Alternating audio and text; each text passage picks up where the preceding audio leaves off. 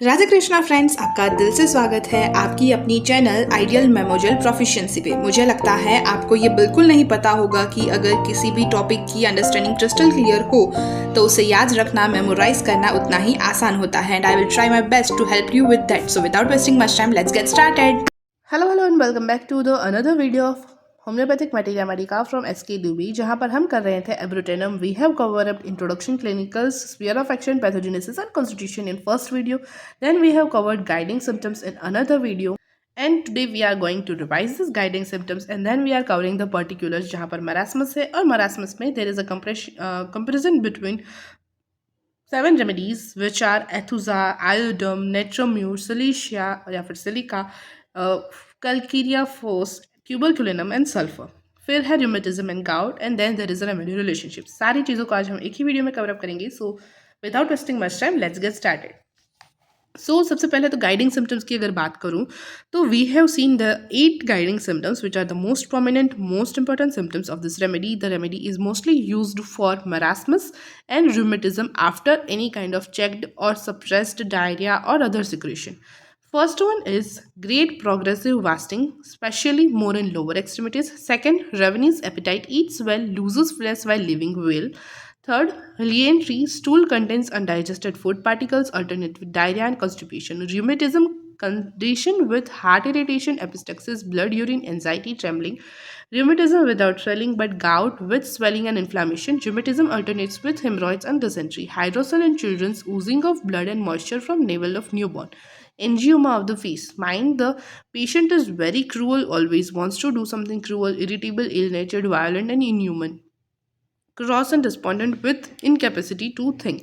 Ailments from suddenly checked diarrhea or other secretion, malnutrition, defective digestion and absorption. Quickly हमने सिर्फ एक go through किया है, read किया है सारे सिम्टम्स को. अगर डिटेल में समझना है you can go and check the previous video. अब पर्टिकुलर्स को स्टार्ट करते हैं. पर्टिकुलर्स में सबसे पहले तो है मरासमस. मरासमस है यानी कि इसमें क्या होता है कि इमाशिएशन देखने को मिलता है. अब हमने पैथोजेनेसिस में देखा था कि देर is a series of event. Gastrointestinal system पे इसकी एक्शन है जिसकी वजह से इंडाइजेशन होता है, ठीक से असिमिलेशन नहीं होता है. डिफेक्टिव असिमिलेशन की वजह से इम्पेयर्ड न्यूट्रिशन देखने को मिलता है. न्यूट्रिशन ठीक से नहीं मिलता, उसकी वजह से प्रोग्रेसिव इमाशिएशन देखने को मिलता है. मरासमस में भी there is an great energy deficiency in childrens with emaciation. आपको बहुत सारे फिजिकल चेंजेस देखने को मिलेंगे. पेशेंट होगा डल, होगा लो स्पिरिटेड, होगा. ये सब चीज़ें कॉमन है. अब इस रेमेडी की क्या क्या चीज़ें कैरेक्टरिस्टिक है उसके बारे में बात करते हैं. पर्टिकुलर्स में मरासमस. पहले तो कॉजेशन की एलिमेंट्स फ्रॉम क्या है, किस वजह से मरासमस है वो देखने को मिलता है. तो जो चीज़ें अभी बात की वही: impaired nutrition, defective digestion, imperfect assimilation and absorption of the food. जो भी बच्चा या फिर कोई भी पेशेंट है बड़ी उम्र का, वो जो भी कुछ खा रहा है उसका जो प्रॉपर न्यूट्रिशन है वो उसको नहीं लग रहा है, वो उसको नहीं मिल रहा है because of the defective digestion and imperfect assimilation and absorption. Character कैसा है? Progressive marasmus of the children, मतलब मरासमस है वो धीरे धीरे बढ़ता जाएगा. Progressive marasmus of the children with marked emaciation of the lower extremities, जहाँ पर आपको मार्क्ड इमाशिएशन देखने को मिलेगा. कैरेक्टरिस्टिक चीज़ है कि लोअर एक्सट्रीमिटीज में ज़्यादातर देखने को मिलेगा. आप अच्छे से नोटिस कर पाओगे, नोटिसेबल इमाशिएशन होगा on the lower extremities. Ascending type of emaciation है. सबसे पहले लोअर एक्सट्रीमिटीज में बहुत ही ज़्यादा मार्क्ड वे में देखने को मिलेगा, फिर हो सकता है upper part of the body में शिफ्ट हो emaciation. The child is very weak and unable to hold up the head, great weakness and disturbed digestion. Child है वो बहुत ही ज़्यादा वीक होगा, due to which the head holding capacity of the child is not that much perfect, और वो अपने head को अच्छे से होल्ड नहीं कर पाएगा. There is a great weakness and disturbed digestion. Concomitance में देखें तो देर इज, अब देखो मरासमस है, इंडाइजेशन है, डिफेक्टिव डाइजेशन है, न्यूट्रिशन नहीं मिल रहा है, असिमिलेशन ठीक से नहीं हो रहा है, तो पेशेंट को भूख भी ठीक से नहीं लगनी चाहिए, कुछ ना कुछ खाने के रिलेटेड कमी होनी चाहिए, या फिर वो ठीक से खाना नहीं खा रहा है, ऐसा कुछ होना चाहिए. लेकिन यहाँ पर ऐसा नहीं है. This is a concomitant symptom. This is a ravenous appetite. बहुत ही भूख लगती है पेशेंट में, बहुत ही ज़्यादा अच्छे से खाने की कैपेसिटी होती है, और बच्चा है वो अच्छे से खाना भी खाता है. The child also Yeats well. Still there is a progressive emaciation and marked and continuous lose of flesh. लेकिन फिर भी progressive emaciation है, और आप नोटिस कर पाओ वैसा है उसको marked loss of flesh है, muscle mass है वो लूज हो रहा है. Along with this there is great weakness and prostration, इसके साथ साथ बहुत ही ज़्यादा वीकनेस होगी, प्रोस्ट्रेशन होगा, and there is a kind of hectic fever. Hectic fever यानी कि जहाँ पर wide range of body temperature में शिफ्ट हो, 1.4 डिग्री से ज़्यादा डिग्री में फ्लक्चुएट करेगा टेम्परेचर है वो, तो हेक्टिक फीवर बोलते हैं उसको। तो हेक्टिक फीवर भी यहाँ पर आपको देखने को मिलेगा। Along with this there is a great weakness and frustration and a kind of hectic fever. Such childrens usually pass lientric stool. Lientric stools we have talked कि वाटरी स्टूल्स होते हैं with undigested food particles, suffers from alternate obstinate constipation and diarrhea, the baby is chilly, mentally irritable and indulgent। तो ये बात हमने कर ली अभी तक। अब देखते हैं कि अब्रोटनम है, उसमें हमने कॉजेशन देख लिया, कैरेक्टर देख लिया, कॉन्कॉमिडेंट सिम्टम्स भी देख लिए। अब मरासमस में एब्रोटनम को कंपेयर करते हैं with the other 7 remedies which are aethusa, iodum, natrum mur, silica और सलेशिया, काल्केराफोस, ट्यूबरक्यूलिनम एंड सल्फर। तो सबसे पहले बात करेंगे एथुजा साइनेपियम की। एथोजा साइनेपियम का भी वीडियो ऑलरेडी अपलोडेड है, you can go and check that out. बाकी के रेमेडीज़ के वीडियोस धीरे धीरे आ जाएंगे। सो एथोजा साइनेपियम है, वहाँ पर हमने देखा था कि it is generally indicated in acute attacks of the baby caused by heat of summer during dentition and due to intolerance of milk. मतलब जनरली एथोजा है वो ऐसे बच्चों में दी जाती है जहाँ पर एक्यूट अटैक हुआ है due to the heat of summer, मतलब कि बहुत ज़्यादा डेंटिशन के टाइम पर हीट लग गई, गर्मी लग गई, लू लग गई, जैसे कि हम बोल सकते हैं। सो हीट ऑफ समर की वजह से डेंटिशन टाइम पर अगर डायरिया हो जाए या फिर इंटॉलरेंस ऑफ मिल्क की वजह से डायरिया हो जाए, सो अगर एक्यूट कंडीशन है, एक्यूट अटैक है बेबी में, और साथ ही साथ the baby can not bear milk in any form, vomited down in large amount of curd as soon as taken, indigestion of teething children. Indigestion देखने को मिलता है टीथिंग चिल्ड्रन में। There is diarrhoea and vomiting specially in hot summer weather, followed by great weakness, frustration, sleepiness, complete absence of thirst. Aethusa is one of an thirstless remedy. So एक तो dehydration है, ठीक से खाना नहीं खा पा रहा है, milk in any form is not digestible, vomited out as curd as soon as is take, elements from there is an elements from milk, hot summer weather, साथ ही साथ वीकनेस है, प्रोस्ट्रेशन है, स्लीपीनेस है with complete absent of thirst, child is unable to hold up the head and there is a incapacity to think, सोचने की शक्ति नहीं है, which is and there is a well marked linea nasalis. So well marked linea nasalis है, there is a line in the nasal area, so linear nasalis है वो well marked है। so these are the symptoms of एथुजा साइनेपियम, जहाँ पर आपको अगर marasmus देखे तो इन सारे symptoms को अगर नोटिस करते हो तो you can think of the एथुजा साइनेपियम in acute attack। अब बात करेंगे आयोडम। सो आयोडम इज़ द हॉटेस्ट बेबी। आयोडम है वो बहुत ही ज़्यादा हॉट बेबी है, उसको गर्मी बहुत ज़्यादा लगती है। सो हॉटेस्ट बेबी है। Baby has scrofulous and tubercular diathesis, cachectic condition. Cachectic condition यानी कि think of a cancer patient जो इन स्टेज में है वो कितना वीक होगा, कितना डल होगा। सो वो जो वीकनेस, फ्रस्ट्रेशन जो बॉडी में दिखती है, so cachectic condition is kind of that representation of the person. So cachectic condition होगी, प्रोफाउंड डेबिलिटी होगी, इमाशिएशन होगा पूरी बॉडी में, but with hypertrophy and induration of the gland. लेकिन यहाँ पर क्या होगा, ग्लैंड्स है वो हाइपरट्रॉफी होगी, इंड्यूरेशन होगा। हाइपरट्रॉफी मीन्स साइज में बढ़ जाना and induration means hardening. So there is hypertrophy and induration of the glands. The baby has great ravenous hunger, eats freely and well, yet lose flesh all the time। यहाँ पर भी बच्चा है, उसमें रेवेनियस hunger है, बहुत ही फ्रीली अच्छे से सारा खाना खाता है, लेकिन फिर भी वो फ्लैश लूज करता है, मसल मास को लूज करता है। मेरास्मस उसमें देखने को मिलता है। The baby has distended abdomen full of gas, suffers from constipation which is relieved by drinking cold milk। तो यहाँ पर बेबी है, उसका जो एब्डोमेन है वो डिस्टेंडेड होगा। एब्रोटनम में भी डिस्टेंडेड एब्डोमेन है, लेकिन वहाँ पर है लिएंट्री स्टूल की वजह से। यहाँ पर है कॉन्स्टिपेशन में से सफ़र करेगा, गैस होगा पेशेंट को, और उसकी वजह से डिस्टेंडेड एब्डोमेन है which is relieved by drinking cold milk. Baby has croupy attack with sneezing and swaying respiration. Croupy attack means cough, बार बार कफ हो जाना, कफी एक्सपेक्टोरेशंस आना। Yellowish may be expectoration, expectoration means thick cough का expectoration होगा, तो क्रूपी attack होंगे जहाँ पर स्नीजिंग देखने को मिलेगी। स्विंग रेस्पिरेशन, स्विंग रेस्पिरेशन यानी कि सीसू ब्रीदिंग, जहाँ पर आपका देखो आप एक सांस लेकर देखो एक बार डीप ब्रीथ, आप देखोगे कि आपकी चेस्ट और एब्डोमेन की मूवमेंट सिंक्रोनाइज्ड है, दोनों साथ में बढ़ेंगे, दोनों साथ में कम होंगे, मतलब जैसे आप सांस लोगे तो abdomen and chest comes out, जैसे आप सांस छोड़ोगे तो abdomen and chest goes inside.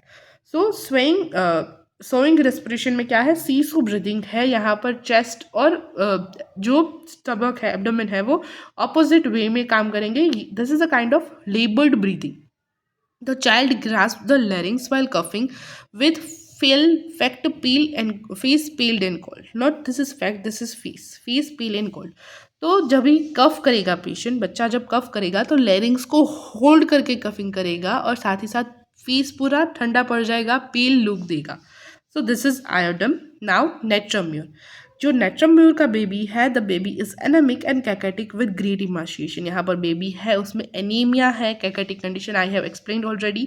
So cachectic condition है, साथ ही साथ ग्रेट इमाशिएशन है। Here too there is losing of flesh while living well, यहाँ पर भी लूजिंग ऑफ फ्लैश है while living well. Emaciation is well marked in neck and throat, यहाँ पर इमाशिएशन है वो वेल मार्क्ड होगा नेक एरिया में और थ्रोट एरिया में। एब्रोटेनम में था लोअर एक्सट्रीमिटीज में, यहाँ पर है आयोडम में था वॉल बॉडी में, और नेट्रम्यूर में है नेक एंड थ्रोट।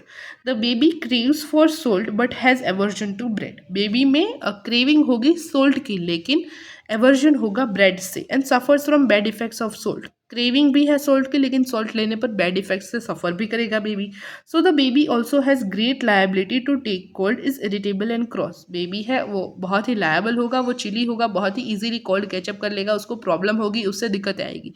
और साथ ही साथ इरिटेबल है, क्रॉस यानी कि आप जैसा बोलोगे उससे उल्टा ही करना उसको पसंद होगा। There is weeping mood and consolation aggravation, weeping mood होगा और कॉन्सोलेशन एग्रावेट करेगा पेशेंट को। अब सिलिशिया या फिर सलिका जो भी आप प्रोनाउंस करते हैं, अगर उसकी बात करो तो silicea is a chilly baby, suffers from deficient and impaired nutrition, imperfect assimilation, scrofulous and rachitic child with large head, open fontanelles and suture, much offensive sweating about the head, always covered distended abdomen and distended abdomen and weak ankles, late learning to walk, late dentition, suffers from bad effects of vaccination, especially confusion and skin affections or convulsions and confusion नहीं है ये, convulsions कर दो, convulsions and skin affections. Lack of vital heat, the child obstinate, headstrong and cries when kindly spoken to, suffers from very difficult constipation, stool partly expelled and then resents again, child desires to be magnetised. तो सिलिशिया का जो baby है वो बहुत ही ज़्यादा chilly patient होगा जिसमें डेफिशिएंट एंड इम्पेयर्ड न्यूट्रिशन होगा, जैसे कि यहाँ पर है वैसे ही इम्पेयर्ड न्यूट्रिशन है, इम्परफेक्ट असिमिलेशन है। यहाँ पर ट्यूबरक्यूलर डायथिसिस है, वहाँ पर स्क्रोफुलस डायथिसिस है, रैकेटिक कंडीशंस चाइल्ड में देखने को मिलेगी, यानी कि बोन से रिलेटेड प्रॉब्लम्स, बोन की ग्रोथ अच्छे से नहीं होगी चाइल्ड में, जिसकी वजह से लार्ज हेड है, ओपन फंटेनल्स है, सूचर्स भी ओपन है, ठीक से वो एपिफेशियल जॉइंट्स और वो सब कुछ जॉइंट नहीं हुआ है। ऑफेंसिव स्वेटिंग होगा हेड में, which always covered, head is always covered, क्योंकि the child catches the cold easily. Distended abdomen and weak ankles, abdomen है वो डिस्टेंडेड होगा, एंकल्स हैं वो वीक होंगे। लेट लर्निंग टू वॉक, यहाँ पर लेट माइलस्टोन्स होंगे, डिलेड माइलस्टोन होंगे, तो late learning to walk, late dentition, and the patient also suffers from bad effects of vaccination, especially convulsions and skin affections. Vaccination से की bad effect से सफ़र करेगा और उसकी वजह से स्पेशली जो प्रॉब्लम आएगी, दिक्कत आएगी, वो होगी convulsions and skin affections. Lack of vital heat यानी कि चिली पेशेंट है। The child's obstinate, headstrong and cries, मतलब बहुत ही ज़्यादा ज़िद्दी है, उसको जो चाहिए वो चाहिए और अगर ना दो तो रोने लगता है। Cries when kindly spoken to, अगर अच्छे से बात करो फिर भी रोने लगता है। Suffers from very difficult constipation, difficult constipation है चाइल्ड में, स्टूल है वो पार्टली एक्सपेल्ड करता है, थोड़ा आता है वैसे ही रिसेंट बैक कर जाता है। Shy stools in silicea there is shy stool. Child desire to be magnetized, और चाइल्ड में भी डिजायर होगी टू बी मैग्नेटाइज्ड। फिर बारी है कैलकेरिया फोस की। Calcaria force में the child is also anemic and emaciated as in Netramure, having scrophulus diathesis. Emaciation यहाँ पर क्या है, वॉल बॉडी में है, नेट्रोम्यूर में नेक एरिया में था। यहाँ पर एब्रोटेनम में लोअर एक्सट्रीमिटीज़ में है, आयोडम में वॉल बॉडी, सिलिशिया में देर इज़ नथिंग मैंशनड लेकिन डिलीड माइलस्टोन्स है। तो चाइल्ड है यहाँ पर unable to stand, slow in learning to walk, with flabby but sunken abdomen, cranial bones are thin and brittle, fontanelles and sutures remain open too long and too or close and reopen delayed, or complicated teething, bony deformities, spine weak, disposed to curvatures, unable to support body, neck is weak and therefore unable to hold up the head। तो कल्किरिया force के जो children है वो बहुत ही ज़्यादा anaemic है, इमाशिएटेड है, स्क्रोफुलस डायथिसिस है। इमाशिएशन पूरी बॉडी में देखने को मिलेगा। जो बच्चा है वो ठीक से खड़ा नहीं रह सकेगा, उसमें भी डिलेड माइलस्टोन नहीं है, लेकिन वो जो चलना है वो धीरे धीरे सीखेगा क्योंकि फ्लेवीनेस है बॉडी में और संकन एब्डोमेन होगा। क्रेनियल बोन्स है वो थिन होंगे, ब्रिटल होंगे, यानी कि आपको बहुत ही बच्चे का ध्यान रखना पड़ेगा वरना उसको बहुत लगने की, बोन्स में फ्रैक्चर्स होने के चांसेस ज़्यादा होंगे। जो फॉन्टेनल्स और सूचर्स है वो ओपन रहेंगे बहुत ज़्यादा समय तक या फिर बंद हो जाएगा, फिर डिलेड थोड़े टाइम बाद फिर से रीओपन हो जाएंगे। कॉम्प्लिकेटेड टीथिंग होगा, बॉनी डिफॉर्मिटीज देखने को मिलेगी, स्पाइन वीक है, कर्वेचर्स है वो बेंड हो जाए उसके लिए डिस्पोज्ड है बच्चा, unable to support body, neck is weak and there is unable to hold up the head. तो ये सारी कंडीशन देखने को मिलती है कैल्केरिया फोर्स में। अब बात करें ट्यूबरकुलिनम बेबी की, तो tuberculinum baby, as the very name indicates, has tubercular diathesis, is physically very weak. There is emaciation of whole body. Emaciation is very rapid, highly pronounced, losing flesh while living well. The baby catches cold easily without knowing how and from where. The baby usually has family history of tubercular affection. It suits when the best selected remedies fail to relieve or permanently improve. Tuberculinum baby है, उसका नाम ही suggest करता है कि उसके diathesis है वो tubercular होगी। फिजिकली बच्चा बहुत वीक है, इमाशिएशन पूरी बॉडी में देखने को मिलता है। इमाशिएशन है वो बहुत ही ज़्यादा रैपिड होगा, हाईली प्रोनाउंस्ड होगा, जिसमें लूजिंग ऑफ फ्लैश होगा इवन आफ्टर लिविंग वेल, यानी कि खाना अच्छे से खाने के बाद भी मसल वास्टिंग होगा। The baby catches the cold very easily without knowing how and from where, बहुत ही ज़्यादा कोल्ड से सेंसिटिव होगा, बहुत ही जल्दी इजीली कोल्ड कैच कर लेगा विदाउट नोइंग कि कैसे हुआ, कब इतनी ठंड उसको लग गई, हवा लग गई, वो सब चीज़ें आप पहचान नहीं पाओगे, उतना जल्दी वो इजीली कोल्ड को कैच कर लेगा। The baby usually has family history of tubercular affection, tubercular affection की फैमिली हिस्ट्री होगी। और बेस्ट सिलेक्टेड रेमेडीज जब फेल हो जाए तब you can think of the tuberculinum remedy. In nosodes there is a general indication कि जब भी वेल सिलेक्टेड रेमेडी है वो फेल हो जाए, you can think, compare the symptoms and you can give one of the nosodes which will improve the condition.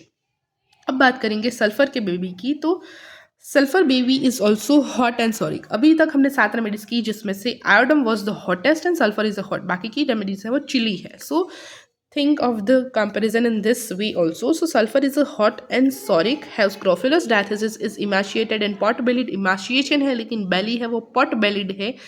So the baby has dirty filthy look with weak tall and stooping of the shoulder, that is a front alignment of the shoulders, with all orifices of the body redness in all orifices of the body।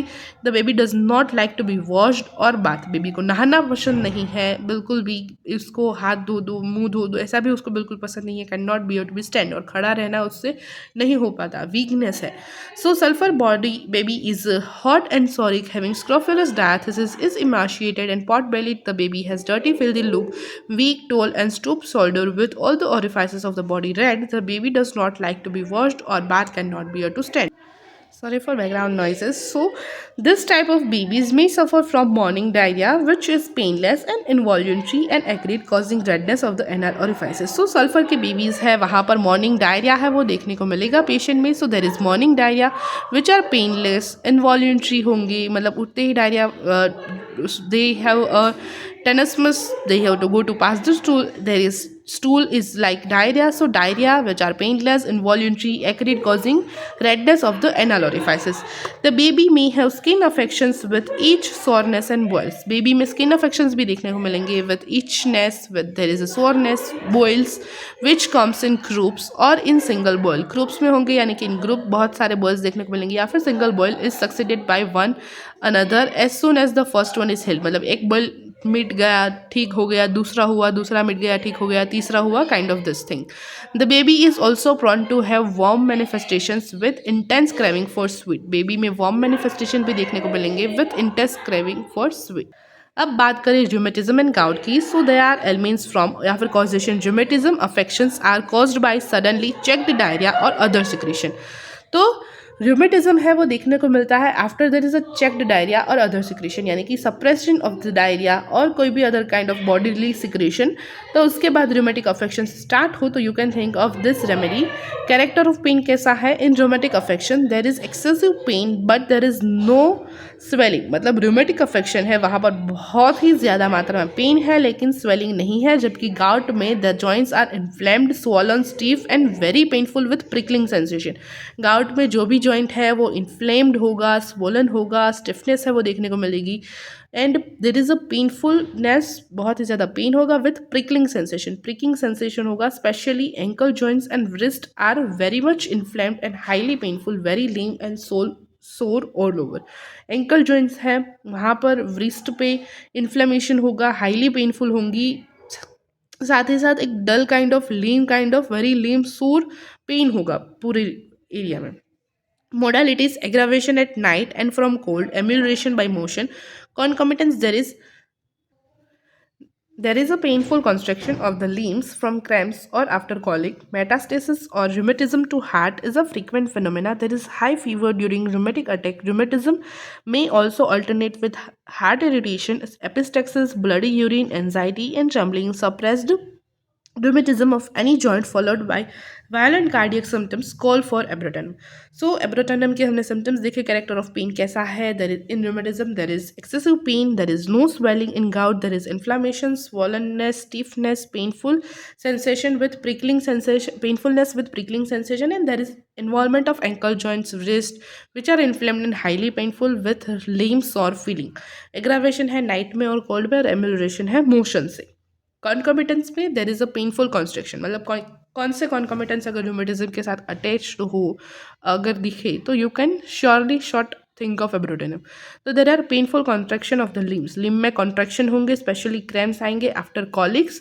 Metastatic और rheumatic to heart is a frequent phenomena. Metastasis होगा या फिर rheumatism होगा heart से, यानी कि rheumatic arthritis is a frequent phenomena. There is a high fever during rheumatic attack. Rheumatism may also have alternation with heart symptoms, epistaxis, bloody urine, anxiety and trembling. We have discussed in guiding symptoms also this point. Suppressed rheumatism of any joint followed by violent cardiac symptoms call for abrotenum. Suppressed rheumatism है कोई भी joint का जिसके बाद cardiac symptoms आ रहे हैं, then this is also a PQRS symptoms, PQRS indication of the abrotanum.